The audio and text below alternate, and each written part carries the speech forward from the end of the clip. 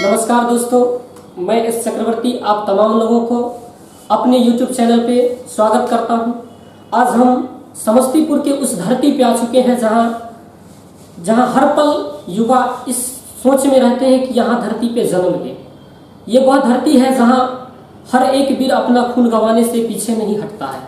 आज उस धरती पर हम एक ऐसे युवक से मिलने जा रहे हैं जो न तो जाति धर्म न ही किसी संप्रदाय से मतलब रखते हैं, परंतु वो कर दिखाया इन्होंने जो एक छोटे से संगठन में रहकर इन्होंने एक विधायक के पद पर आए। आइए हम उन्हीं से पहले आपको बात कराएंगे कि इन्होंने कैसे एक आम जीवन से अपने विधायक बनने के पद तक किस तरह से संघर्ष किए और इस पद तक कैसे पहुंचे। सबसे पहले मैं विधायक जी को कोटि कोटि नमन करता हूं और इनसे मैं आज्ञा मांगता हूं कि ये हमें क्वेश्चन पूछने का आदेश दे। ऐसे तो हमारी उम्र नहीं है कि हम इनसे कोई क्वेश्चन कर सकें, फिर भी हमारी एक गुजारिश रहेगी कि हमें आज्ञा दें, हम इनसे कुछ क्वेश्चंस कर पाए। तो सर प्लीज। अरे बिल्कुल, अरे आप तो लोकतंत्र के चौथे स्तंभ हैं, आप स्वतंत्र हैं। तो सर हमारी जनता और हम आपसे जानना चाहते हैं, मोरवा के तमाम लोग आपसे ये जानना चाहती है कि आप पहले एक आम नागरिक थे और आम नागरिक से आपने काफी संघर्ष किया होगा अपने जीवन में, और उस संघर्ष के बदौलत आप एक विधायक के पद पर यहाँ पे आए हैं और इसके जीवन में आप बहुत सारी कठिनाइयों को झेले होंगे और यहाँ तक आए। क्या आप हमें बता सकते हैं कि आपके मन में विधायक बनने का या समाज के प्रति सेवा करने का जिज्ञासा पहले से ही था, या आप कैसे कैसे संघर्ष करके यहाँ पे पहुंचे? प्लीज आप हमें बताइए।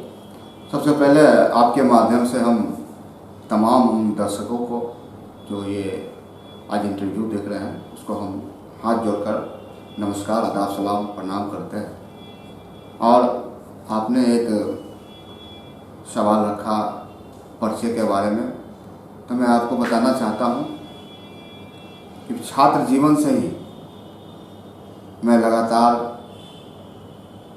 छात्रों के समस्याओं को लेके हम लगातार संघर्ष करते रहे। कॉलेज के समय से या पटना में अन्य तरह के छात्रों को जो परेशानी है उसको हम लगातार वर्षों बरस से हम इस काम में लगे हुए थे। और यूँ कह सकते हैं हम कि हम छात्र जीवन से ही राष्ट्रीय जनता दल की सेवा छात्र राजद के रूप में, जब पटना में कॉलेज ऑफ कॉमर्स में जब मैं पढ़ता था उसी समय से मैं इस काम को लगातार कर रहा हूँ।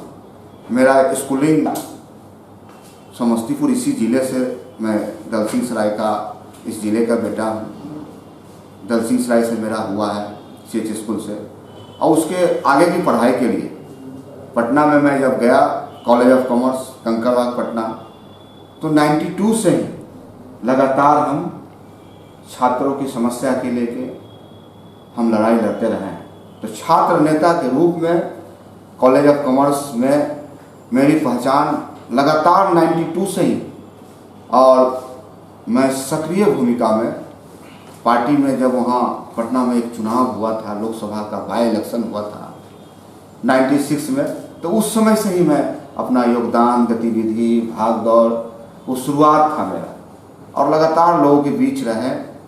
उसके बाद कई तरह का सामाजिक संस्थाएं से जुड़ने का हम काम किए, प्लेटफॉर्म मिला। पटना में हमारे साहू छात्रावास, साहू भवन, उससे भी मेरा जुड़ाव हुआ, लगाव हुआ।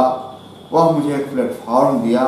उस प्लेटफॉर्म के माध्यम से इस वर्ग पे जहाँ भी किसी तरह का अत्याचार, शोषण, दोहन, अन्य तरह का घटना घटता था प्रदेश स्तर पर, तो हम इसको जाके लोगों को बल देते थे, ताकत देते थे, और लड़ाई लड़के उन तमाम अफसरों को या नेताओं के द्वारा हम पीड़ित परिवार को मदद करने का काम करते थे। तो ये मेरा स्वभाव रहा है, और जिसके कारण आज हम इस मुकाम पर पहुँचे। बहुत लंबी यात्रा रही, लगातार यूँ कहा जाए तो मेरा 25 वर्षों का संघर्ष रहा है, और स्टेट लेवल पर कई तरह की जवाबदेही मुझे पार्टी के द्वारा युवा राजद के रूप में जब हम आए, उसके बाद तेजस्वी जी का जब सक्रिय रूप से राजनीति में आना हुआ, यानी कि तेजस्वी जी 2011 में इस बिहार की राजनीति में सक्रिय रूप में आए, तो उन्होंने पहचाना, बहुत सारे नौजवान को वह प्रमोट करना चाह रहे थे, आगे निकालना चाह रहे थे।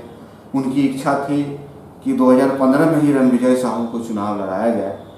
सो हम महागठबंधन बना, 101 पर पार्टी ने चुनाव लड़ने का काम किया पूरे स्टेट में। तो जिसके कारण कम संख्या बल सीट होने के कारण शायद तेजस्वी जी नहीं सेट कर पाए। लेकिन हम धन्यवाद देना चाहते हैं कि मेरे जैसे कार्यकर्ता को आदरणीय लालू प्रसाद यादव जी ने और तेजस्वी जी ने दृढ़ निश्चय और पार्टी के जो विचारधारा रहा, उस विचारधारा को रात दिन हम सेवा करते रहे। इसके अलावा मेरे पास कोई दूसरा न कोई व्यवसाय था, न दूसरा कोई काम था। बस सुबह से लेकर रात तक पार्टी की विचारधारा को, पटना में लोग मुझे पुतला जलाने वाले एक्सपर्ट कार्यकर्ता बोलते थे। जी जी। यानी कि राजद कार्यालय में अगर कोई पुतला का जलने की बात होती थी, जवाबदेही रणविजय साहू को मिलता था। रणविजय साहू तेल से लेके पुतला में जो भी सामग्री होता है, पुतला बनता है वगैरह वगैरह, ये जवाबदेही हमको मिलता था। हम बखूबी इसको हम मेंटेन करते थे। हमको याद है एक बार पुतला बना के रखे थे, आदरणीय लालू जी आ गए बिना पार्टी दफ्तर में, बिना इन्फॉर्मेशन का। उन्होंने देखा ही क्या रखे हुए हैं। हम सर ये हम लोग जलाने जा रहे हैं, नरेंद्र मोदी जी का पुतला है, प्रधानमंत्री जी का पुतला है और ये वित्त मंत्री जी का पुतला है, क्यों जला रहे हो? हमने कहा सर पेट्रोल डीजल का कीमत बढ़ा दी तो हम जलाने जा रहे हैं। और मुझे याद है मुश्किल से 2-4 वर्कर ही थे। जब लालू जी का काफिला जब अंदर में आया, लालू जी जब अंदर बैठे, तब जाके सैकड़ों कार्यकर्ता तुरंत लालू जी के नाम पर जुट गए कर गए। तो ये लगातार मेरा रहा है लोगों के बीच लगातार। सर जैसा आपने कि बताया कि यहाँ अल्पसंख्यक होने के कारण हमको सीट नहीं दिया जा रहा था, क्या आप हमको बताएंगे कि राजनीति को धर्म जाति प्रभावित करती है? एक्सक्यूज मी सर, जैसा कि आपने बताया कि जो धर्म जाति जो होता है वो आपको कम समुदाय होने के कारण आपको टिकट नहीं दिया जा रहा था इसे पीछे वक्त, तो क्या आप बताएंगे कि छोटा समुदाय होने के कारण जो राजनीति को प्रभावित करती है, ये जो धर्म है, समुदाय है, जितने भी हिंदू हो, मुस्लिम हो, सिख हो, ईसाई, किसी तरह के जाति हो, यादव हो, कुर्मी हो, चाहे किसी प्रकार की जाति हो, राजनीति को कितनी प्रभावित करती है, यह हमारी जनता आपसे जानना चाहती है।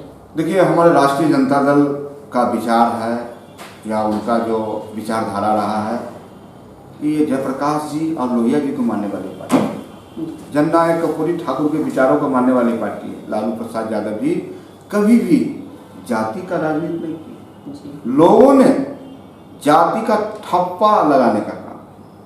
आप श्याम रजक जी बिहार सरकार के मंत्री होते हैं, श्याम रजक जी, शिवचंद्र राम जी बिहार सरकार के मंत्री होते हैं, आलोक मेहता जी बिहार सरकार के मंत्री होते हैं, और रणविजय साहू एक साधारण कार्यकर्ता जो बनिया समाज का, व्यवसायी समाज का बेटा, उनको राष्ट्रीय अध्यक्ष जी ने तो साबित किया है। यह पार्टी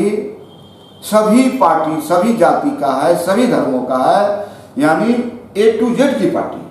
और उन्होंने साबित किया है। लोगों ने, विरोधियों ने प्रयास किया है कि लालू जी को जाति में बांधने का, लेकिन लालू जी हमेशा जाति से ऊपर उठकर हमेशा राजनीति किए और उस जाति को आगे बढ़ाने का काम किए जो सदियों से वंचित था, समाज के मुख्यधारा से काफी दूर था। ऐसे लोग लालू जी लाने का काम किए। आपको जानकर ये बड़ी खुशी होगी कि जब लालू जी गया के यात्रा पर निकले, तो जब काफिला जा रहा था तो भगवतिया देवी जो पत्थर फोड़ने वाले की बेटी, और उन्होंने लालू जी जब पूछा कि माई क्या की करे छा, तब पत्थर फोड़े जीविका पार्जन के लिए। तो जब लालू जी कहे कि नहीं, हम भारत के सबसे बड़े पंचायत में हम आपको भेजने का काम करेंगे, तो उस महिला को लगा कि ये मजाक कर रहे हैं। लालू जी ने सच करके देखा है, पत्थर फोड़ने वाली महिला को इस देश के सबसे बड़े पंचायत में राज्यसभा में भेजने का काम किया। उसके बाद लोकसभा गई। तो ये तो लालू प्रसाद यादव जी का दिखता है सामाजिक न्याय।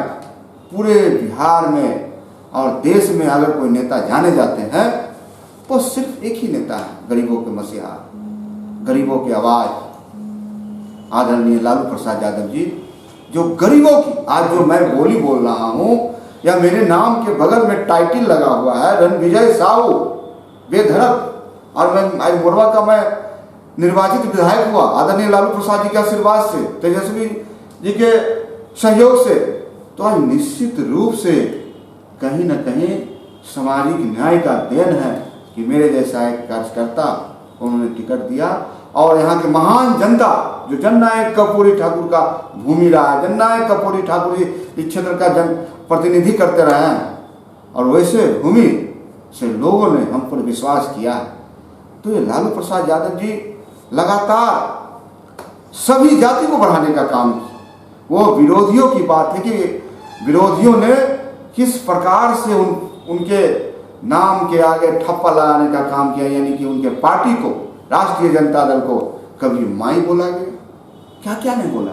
जी जी सर। जब रणविजय साहू एग्जाम्पल है, इससे बड़ा कुछ नहीं हो सकता। जी सर। तो सर जैसा कि आपने बताया कि पटना में भी आप बहुत सारे लोगों को मदद किया, चाहे जैसे रूप में हो, वो आर्थिक मदद हो, सामाजिक मदद, जैसे मदद किया, क्या आपके जीवन में कभी ऐसा समस्या शिक्षा जीवन में आया होगा जिससे आप प्रेरित हुए होंगे और आप एक अहम मुकाम पर पहुंचने के बाद बच्चों को जो कॉपी बांटना है, कलम बांटना है, उनमें जो शिक्षा की जो एक जागृति होती है बच्चों में जगाने का आपने काम किया गरीब बच्चों में, वो आप कहीं ना कहीं आपके एक जीवन से दिखता है। आप कहीं ना कहीं अपने जीवन में इस तरह की समस्याओं से जूझे होंगे और वो नहीं चाहते होंगे कि दूसरे बच्चे में भी हो पाए जो गरीब हैं, जो पैसों की वजह से शिक्षा नहीं ले पा रहे हैं। आप गांव-गांव में चलकर बच्चों में कलम, कॉपी, शिक्षा की जो भी सामग्री है उनको आप बांटने का काम करते हैं।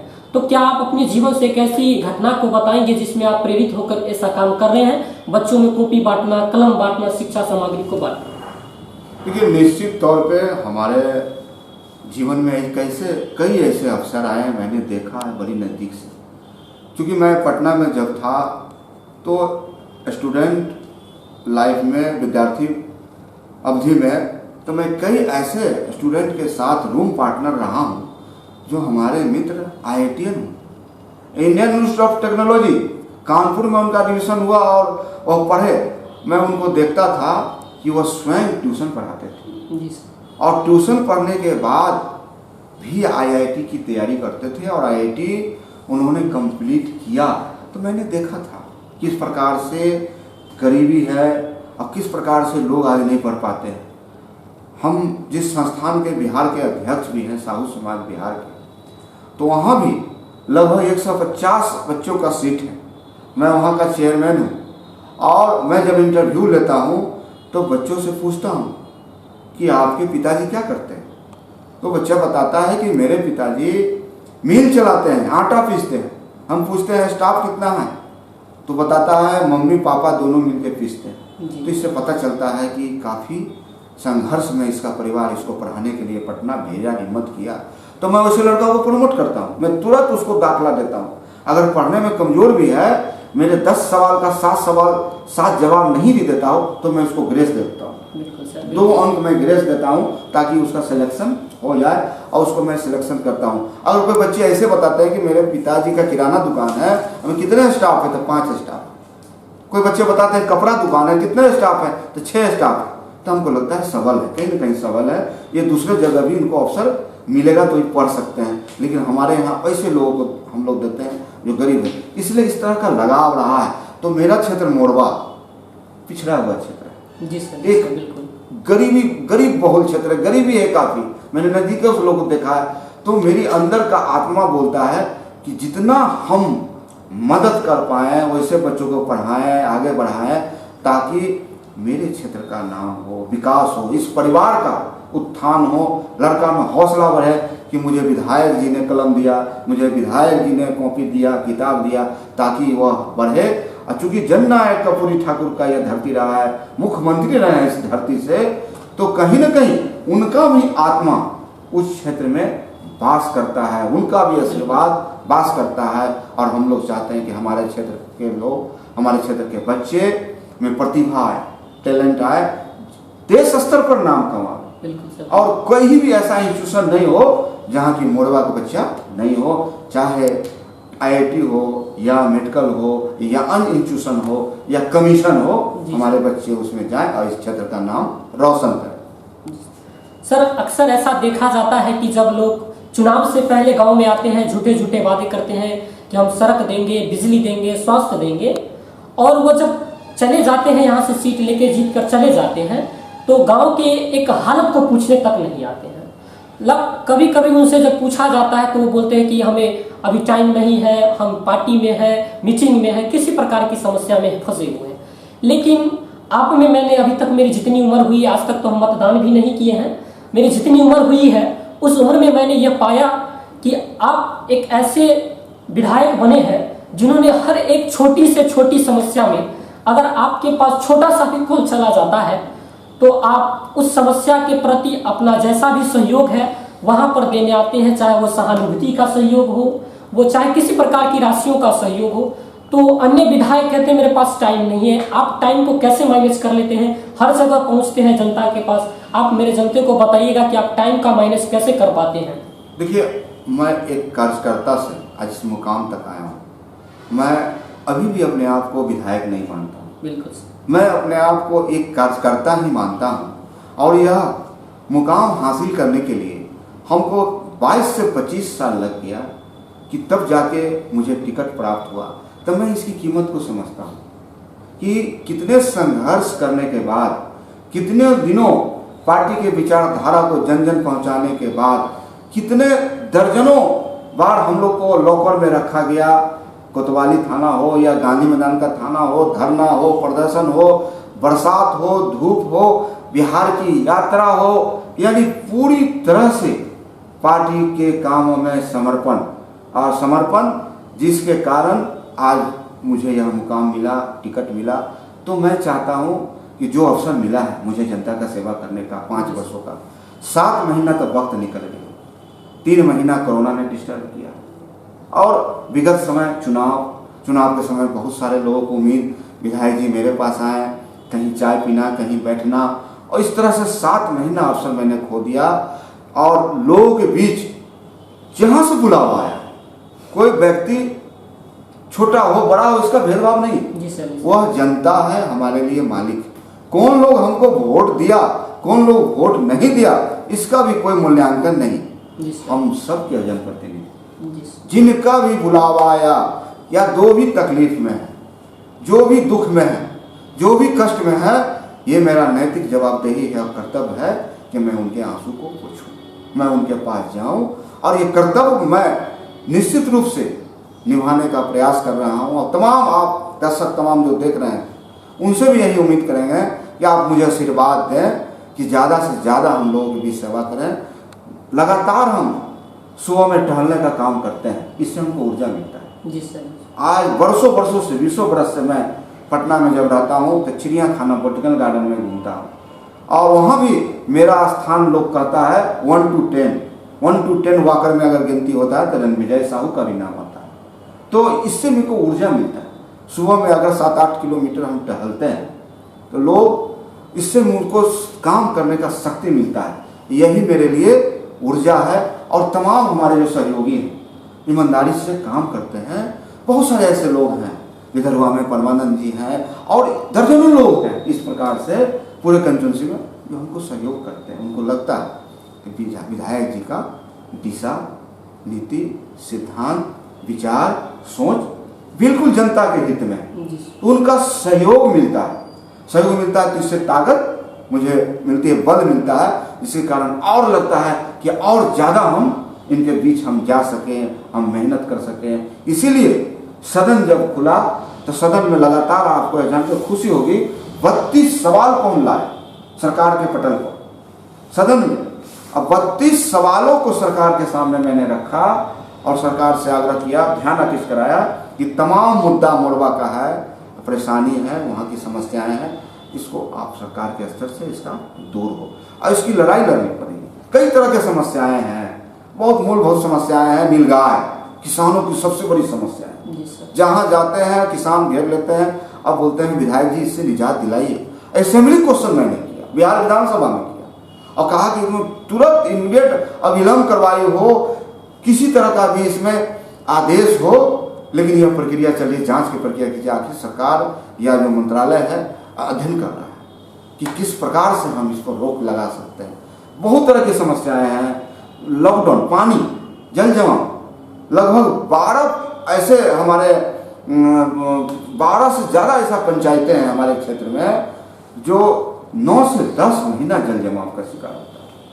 नदी का इलाका ज़्यादा है हमारे क्षेत्रों में।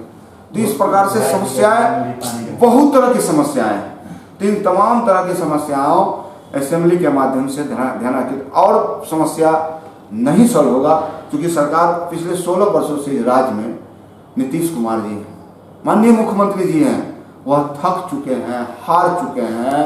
अब उनसे कोई काम नहीं हो रहा है। सरकार के जो तंत्र हैं यानी व्यवस्थाएं हैं, डीएम हो, एसपी हो, तमाम प्रशासनिक व्यवस्थाएं हैं, पूरे बिहार में ध्वस्त हो चुका है। अपराध का बोलबाला है, जिसके कारण लोगों ने तो, जनता ने तो चुना था माननीय तेजस्वी प्रसाद यादव जी को, आप सब लोग जानते हैं जी सर। लेकिन किस प्रकार से मत का हरण हुआ, किस प्रकार से उनको रोका गया, लेकिन जीत सच्चाई की होगी। आज इस पूरे हिंदुस्तान में आश्चर्य की बात है, जो सबसे बड़ी पार्टी जिसके 75 विधायक हैं आज विपक्ष में, और जिसके 43 एमएलए हैं, वो अनुकंपा के मुख्यमंत्री हैं और अलायंस में है।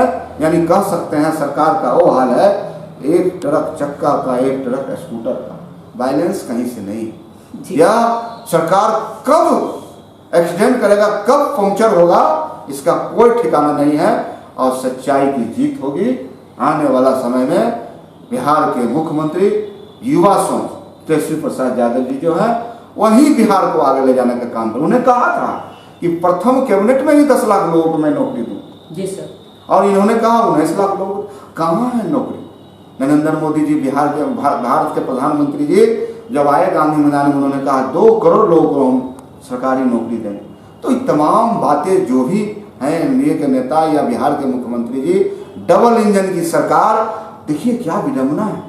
जब उपेंद्र कुशवाहा जी विपक्ष में होते हैं तो ये कॉलिंग सिस्टम पर सवाल खड़ा करते हैं कि इस भारत में एक ही परिवार के जज का कब्जा है पूरे हिंदुस्तान में, 250 परिवार का, और वही जब एनडीए में जाते हैं तो पता नहीं क्या हो जाता है।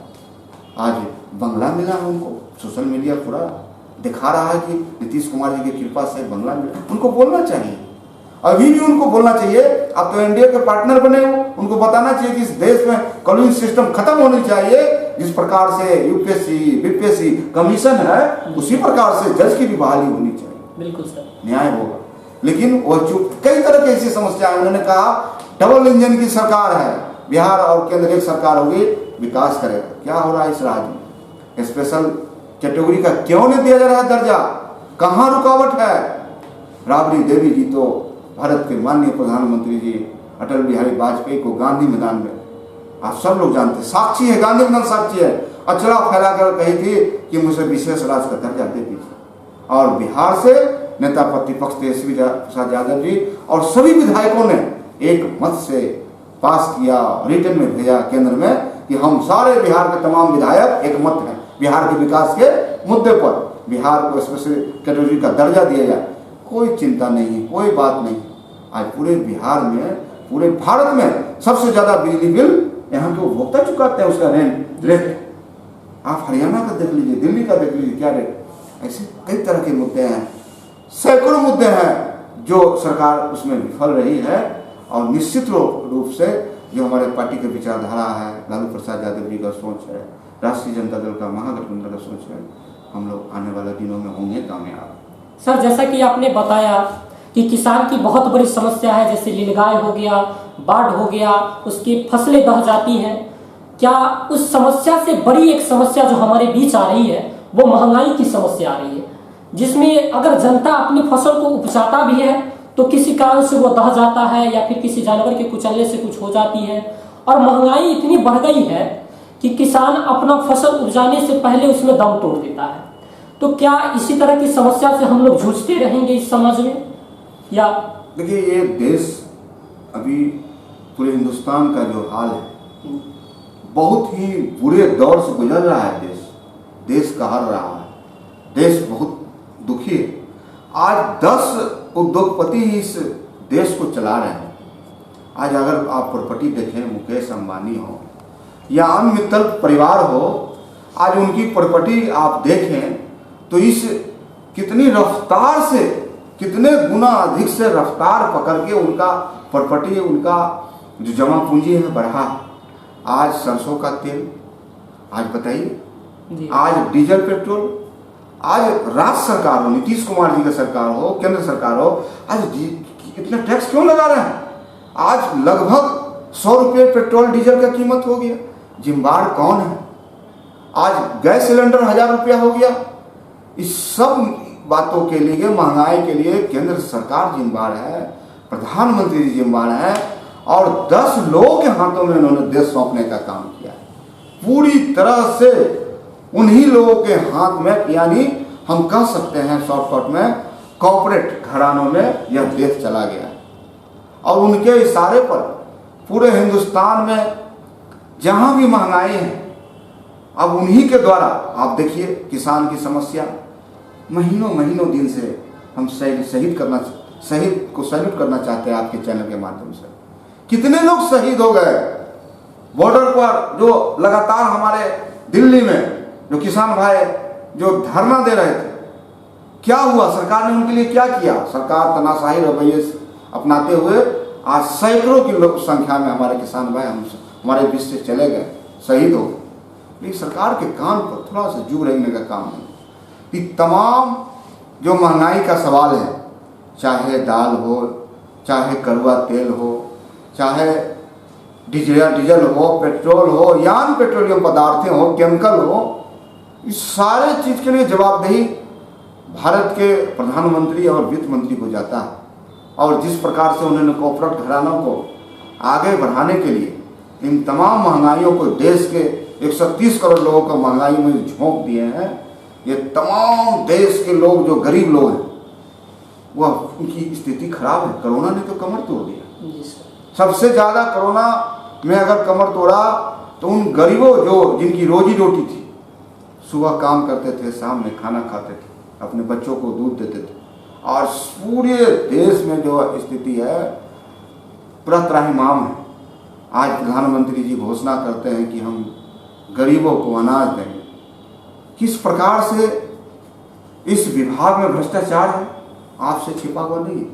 तमाम 1 से लेकर 100 तक तमाम लोग मिले हुए हैं, जिसके कारण अफसर शाही है और भ्रष्टाचार का पूर्ण रूपेण से बोलबाला है, जो सरकार का योजना बिल्कुल ही फैल है। तो हम तो आपके चैनल के माध्यम से मांग करना चाहते हैं इस देश के प्रधानमंत्री जी से, आपने तो इस देश में सत्ता में आप इसीलिए आए थे कि नौजवानों को आपने बलगलाने का काम किया था। आपने जो बैग टांगने वाले नौजवान, उनको आपने कहा था, वादा किया था कि मैं 2 करोड़ आपको नौकरी दूँ साल में, और 15 लाख रुपया विदेश से खाते में ला के दूंगा प्रत्येक लोगों के खाते में। कल कारखाने खुलेंगे, रोजगार दूंगा, बेरोजगारी दूर होगी, पलायन बंद होगा। और महंगाई के मुद्दे पर आप आए थे। उनके याद है, उनके नेता प्याज लगा लगा के संसद भवन के बाहर प्रदर्शन करते रहे। जी सर। महिला नेत्री गैस सिलेंडर लेके संसद भवन के बाहर प्रदर्शन किया करते थे। आज जो 450 रुपया था उसका दाम 1000 रुपया, तेल जो 42 रुपया था आज 92 रुपया। तो ये जिम्मेदार है क्यों? सरकार आखिर इनके लिए रिस्पॉन्सिबल है कौन? आप देश के मालिक हैं, देश के मुखिया हैं, जवाब आपको देना पड़ेगा। और यह देश जो है बाबा साहब का, अम्बेडकर साहब का है, जिन्होंने इतनी मेहनत करके इस संविधान को बनाने का काम किया, देश की व्यवस्था को बनाने का काम किया। आज यह सारे खतरे में आज क्या हो रहा है इस देश में? जो बच्चे यूपीएससी में टॉप करते थे, ओबीसी के बच्चे अगर टॉप करते थे तो वह बच्चे जनरल कैटेगरी में जाते थे, क्योंकि ऐसा कमीशन मानता था कि ओवर ब्रिलियंट है, टैलेंसी है, प्रतिभा है। लेकिन आज कहा गया कि अगर आप ओबीसी हो तो ओबीसी में ही रहो, अपने घर के अंदर रहो, एससी है तो एससी के अंदर रहो। इस प्रकार से हमारी हकमारी मारी जा रही है। सरकार नागपुर के इशारे पर, आरएसएस के इशारे पर टुकुर टुकुर सिर्फ देख रही है और लोगों का अधिकार छीन रहा है। आपके माध्यम से उन तमाम युवाओं को हम ललकारना चाहते हैं। किस प्रकार से छात्र आंदोलन हुआ था, जयप्रकाश जी का आंदोलन हुआ था, जिसके लालू प्रसाद यादव जी शिष्य रहे हैं, नीतीश जी शिष्य रहे हैं, रामविलास पासवान शिष्य रहे हैं। आप तमाम युवा गोलबंद होइए, जरूरत है इस देश में बड़े क्रांति की। जिस प्रकार से आपका आरक्षण छीना जा रहा है, जिस प्रकार से साजिश की जा रही है कि आपको बेदखल किया जा रहा है, आपके अधिकार से वंचित किया जा रहा है, आप सब गोलबंद होइए। और इतिहास रहा, जब जब छात्र नौजवान अंगड़ाई लिया है, देश का सत्ता बदलने का काम हुआ है। हमको उम्मीद नहीं, भरोसा है कि इस देश के नौजवान निश्चित रूप से आने वाला समय में जो 2024 का महासंग्राम होने वाला है इस देश में, आप इसके लिए आप निश्चित तौर पर घर से बाहर निकलेंगे। और जिस प्रकार से त्राहिमाम है, करोड़ों लोग बेरोजगार हुए हैं, घर में बैठे हैं, इंजीनियर हैं, डॉक्टर हैं, व्यापारी हैं, तमाम लोग, वो लोग निश्चित तौर पे आने वाला जो 2024 का महासंग्राम होगा देश में, उसमें गरीबों को हित करने वाला, सोचने वाला का देश पर राज होगा। जिस प्रकार से ममता दीदी ने बंगाल में करके दिखाया, पूरा देश एक तरफ, ममता दीदी एक तरफ, इससे लोकतंत्र मजबूत होता है। लोगों को विश्वास बनता है कि मैं काम करूंगा तो इसका इनाम मिलेगा। सर, जैसा कि आपने देखा कि ये जो कोरोना वायरस हुआ था, इसके फर्स्ट स्टेज में बहुत सारे लोग मारे गए, कितने लोग तो प्रदेश में ही रह गए। सरकारी व्यवस्था, प्रशासनिक व्यवस्था ठीक ढंग से सुचारू रूप से न होने के कारण कितने लोग का जो बहुत दूर दूर से पैदल आना पड़ा। और ये जो थर्ड वेव कहा जाता है, जो बच्चों पे लागू होगा, इसमें आप बच्चों को क्या संदेश देना चाहेंगे जिससे हम लोग बच सके और कोरोना वायरस के खिलाफ जमकर लड़ाई को लड़ सके? देखिए, सबसे पहले तो हम आपके माध्यम से उन तमाम अभिभावक को और बच्चों को मैं अपील करना चाहता, आग्रह करना चाहता हूँ कि जिस प्रकार से पूरे देश में फैलाया जा रहा है कि तीसरा वेव आएगा, सबसे पहले तो हम मनाते हैं ईश्वर से, अल्लाह से, कि यह वेव आए नहीं। जी सर, बिल्कुल।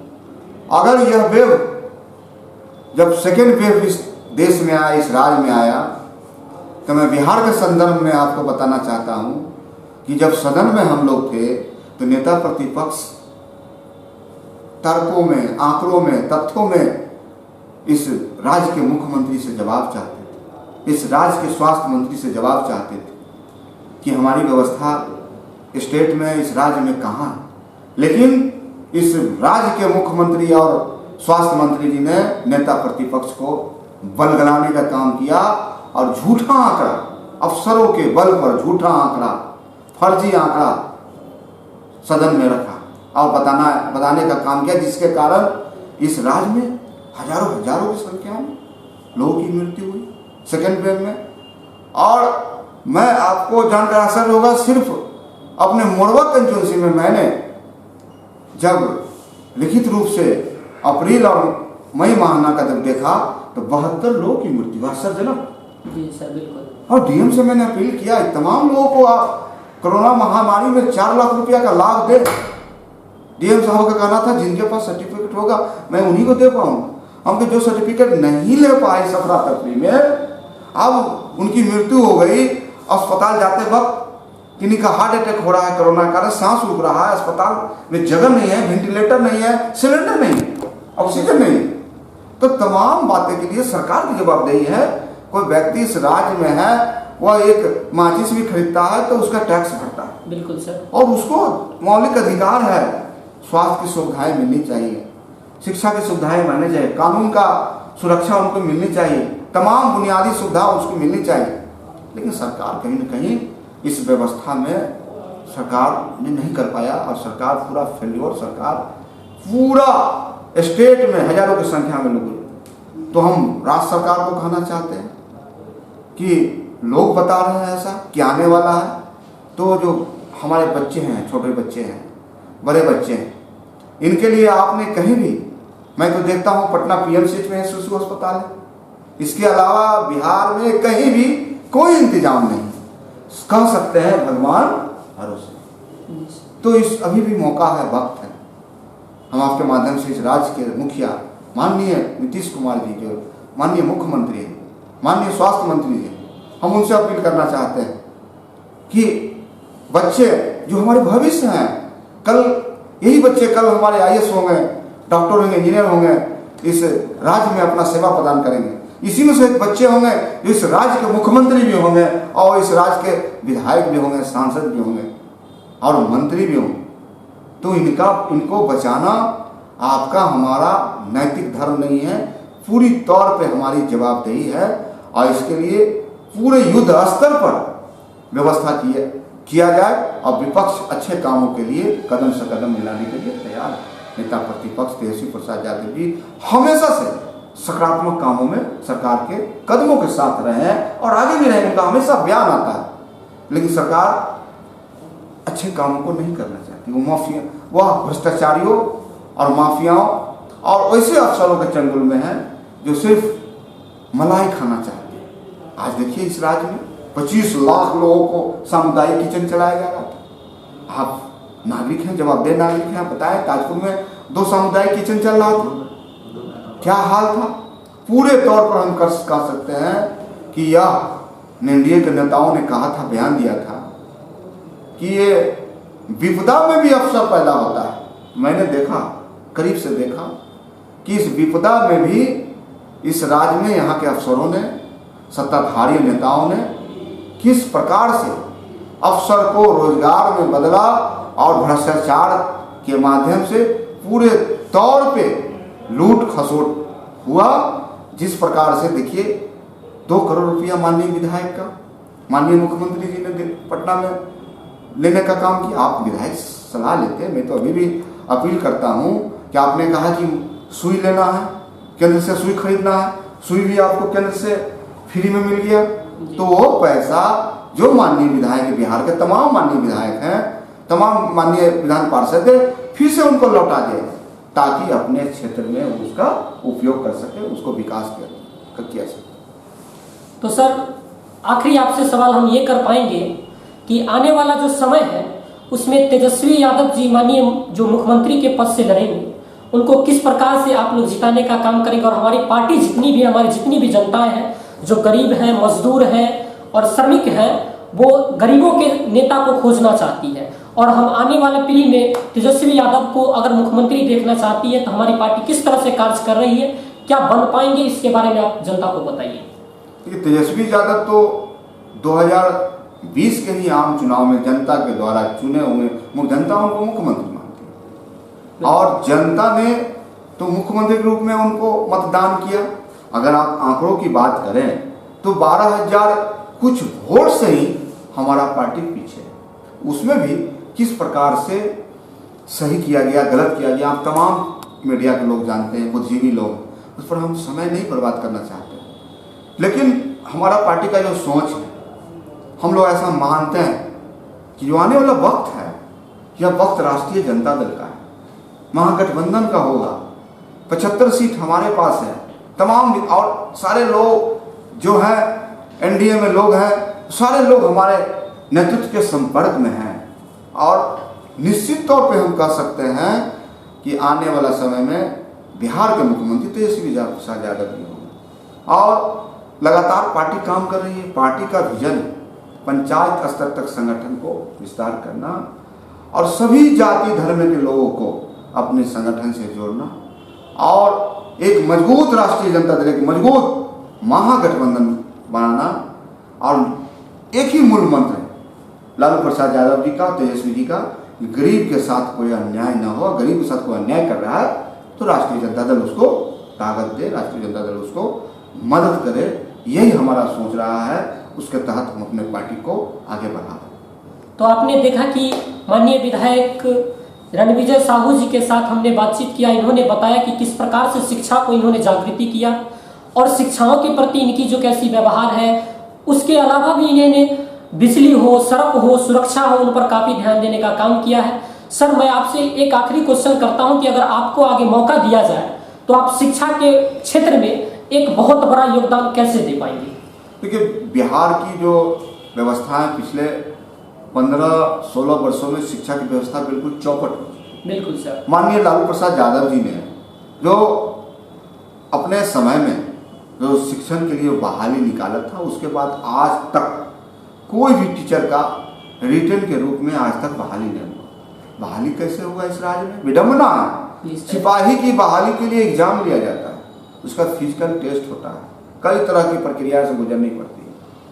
और जो शिक्षक हैं, जो भविष्य को पढ़ाते हैं, बच्चों को सीखते हैं, और उनके बहाली के लिए सिर्फ डिग्री का ही पहल के एक ऐसा कानून है, काला कानून, और इस प्रकार से पूरे बिहार में बहाली की गई।